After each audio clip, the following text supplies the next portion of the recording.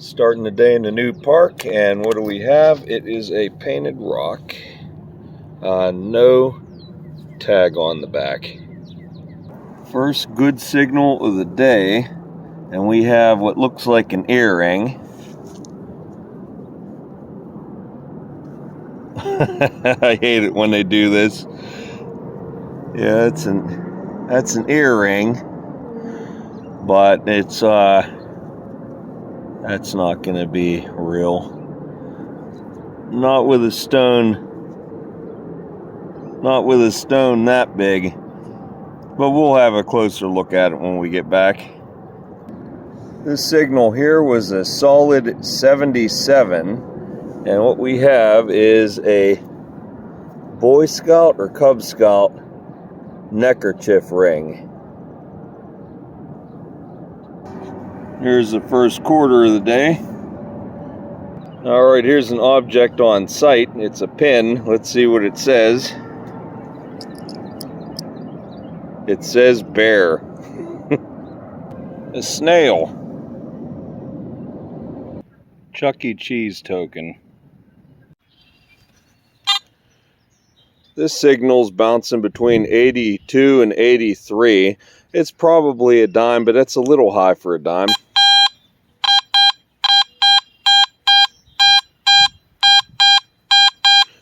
So let's see what it is.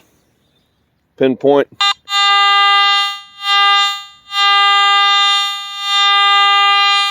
Ring or dime size. Alright, let's dig it up.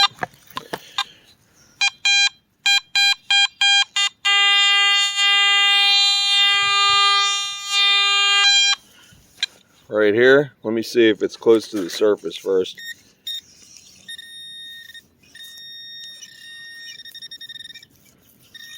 It's sending a pretty big signal. That's probably related to a pop can. Let's see. Okay, that is a car. A little higher than a dime.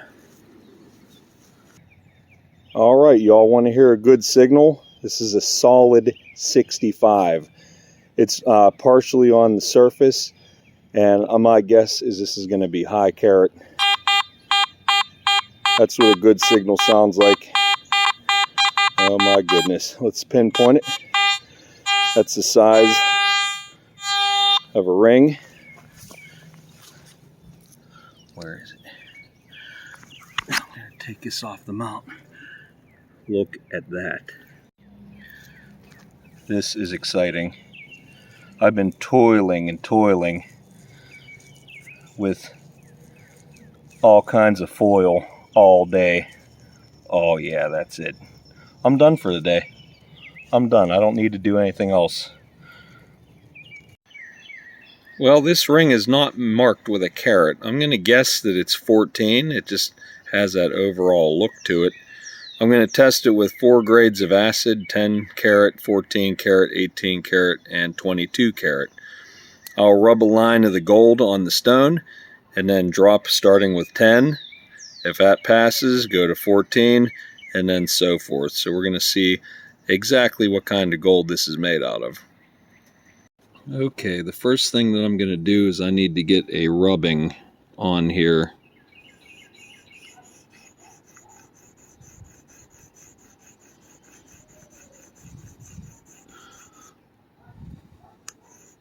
Make it long enough that I could get a drop from each.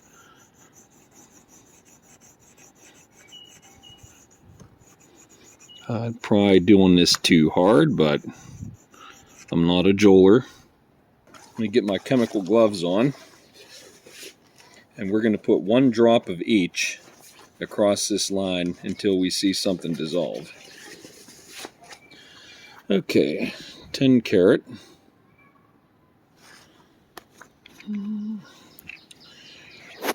One tiny little drop.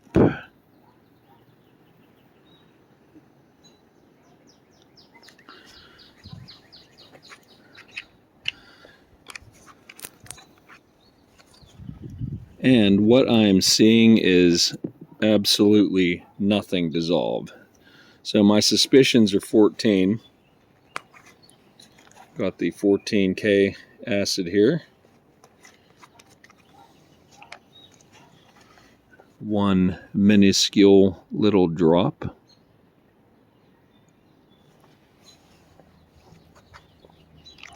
There had to be a bubble right there. Let's see if I can pop that bubble. There. And I am seeing nothing dissolve. Could it be 18 karat? Let's find out. One little drop.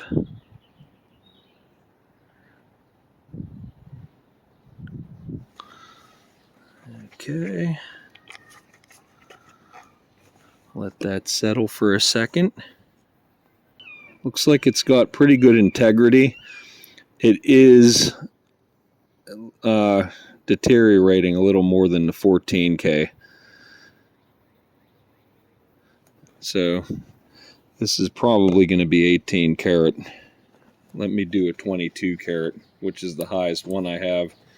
Be interesting to see what happens here. There's that. I would expect to see some kind of erosion, and that's your 22 karat acid. Yeah, the 18K is starting to wear away.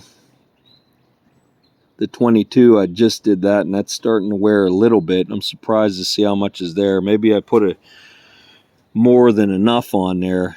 Beyond the shadow of a doubt, the ring is made out of gold. So here's the results. We got the 10 karat acid at the far left, no deterioration. We got the 14 is next in line. It looks pretty much the same. When I used the 18 karat acid, it started to dissolve a little bit, and then even to a greater extent the 22 karat acid. So I'm going to say it's somewhere between 18 and 22. It's on the higher end. Certainly I think it's higher than 14 karat. So that was a really good find. One thing is for sure, this ring here is made out of gold. When I mentioned toiling in the foil when I found the gold ring, this is what I mean. Each individual piece of scrap that you see here is a hole that was dug in the name of finding gold or silver. And then when you see the rest of the cleanup with all the coins and all the other items, just imagine how many holes were dug. It had to be over a couple hundred at least. Well, here's all my clad. I'm going to give this a tumble, but first I'm going to remove all the zinkins and pennies because they will change the color of the clad dimes, nickels, and quarters to a reddish pink. So we don't want that, but I think I'll also put this in there. It says Luxor. Not really sure what this cap came off of. If you know, please leave a comment. And then I'm going to toss this in there just for the heck of it. It's a Lexus key fob emblem, just to see it shine up. And so we'll give it a tumble and be right back. Alright, while I got the clad tumbling, I'm going to polish this ring up with a little bit of Eagle One Neverdol. And you can see all I need to do is rub this on here a few times and all that tarnish come off. Finished with that, and that definitely has the luster of 18 karat gold. It's cleanup time. So the first thing I want to say is due to this zinc penny sneaking past me and tumbling this item and the little Lexus symbol and a Chuck E. Cheese token, the coins, when I tumbled them, came out a nice bronze color. Usually I prefer them to be like a silver type color like they would naturally be. But you know what? For just cleaning them up and sending them to the bank, that's fine. For any numismatists out there that might freak out, I always check for the dates and everything on the coins before I tumble them. There was one thing that snuck past me, however. This 1995 Philadelphia Mint dime appears to be an off-center strike where you have the rim is much thicker on the left side than up here in this upper right corner. It'd have probably been worth maybe $4 if it was in pretty good condition. But not too terribly worried about that. I did find out what this is, this Luxor. This is the lid to a makeup compact from the 1930s. It would have opened like this. You could see on the back side where the hinge would have been, and it would have had a mirror in it with some makeup. And let's see, I find a ton of these Boy Scout slash Cub Scout, whatever this is. I find these things all the time. A car, a little bear pin, and then the Lexus symbol, which I thought it would be of a high quality, that came off of a key fob. Actually, it's made out of very cheap metal that was plated, and it deteriorated just like you see the penny here, the Lincoln Memorial. We call these Zinkins because they're made out of 97.5% zinc and plated with a thin copper coating. Pennies before, or 1982 and before, were 95% copper.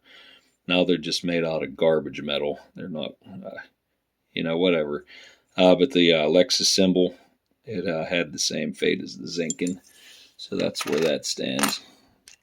We had this little earring, which looks very nice. But of course, it's a plated earring. It's not real. I didn't bother to test these because there would be no way that that would be legit if it was on a plated metal. Got a little slug, and of course the 18 karat gold ring, which we're now going to induct into the ring box. This 18 karat gold ring marks the 116th ring in my ring boxes. There you go. And I hope you enjoyed the hunt. And until next time, happy hunting, everyone.